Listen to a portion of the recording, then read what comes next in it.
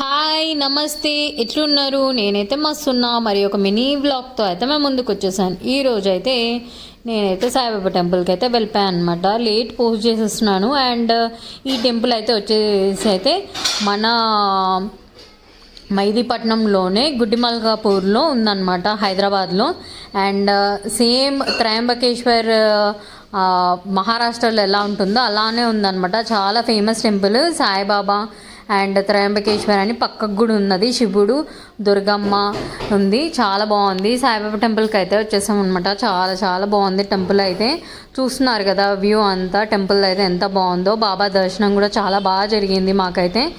And దుని అంతా చాలా బాగుంది. అండ్ ఇక్కడ సుబ్రహ్మణ్యేశ్వర స్వామి, దుర్గమ్మ, శివుడు అందరైతే చాలా చాలా బాగుంది.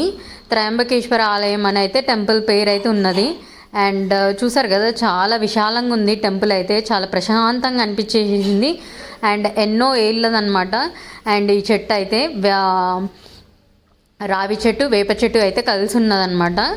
అండ్ టెంపుల్ అయితే వచ్చినప్పటి నుంచి అయితే చాలా ప్రశాంతత అనిపించేసింది. ఎంతైనా మనం టెంపుల్లోకి వెళ్తే అయితే ఆ ప్రశాంతత అయితే వేరేలానే ఉంటుంది. ఇంకా నాకైతే ప్రసాదం తీసేసుకున్నాను నేనైతే. అండ్ దర్శనం కూడా చాలా బాగా జరిగింది ఆ బాబాది. అనుకోకుండా వెళ్ళామన్నమాట. అండ్ చాలా మంచిగా అనిపించేసింది.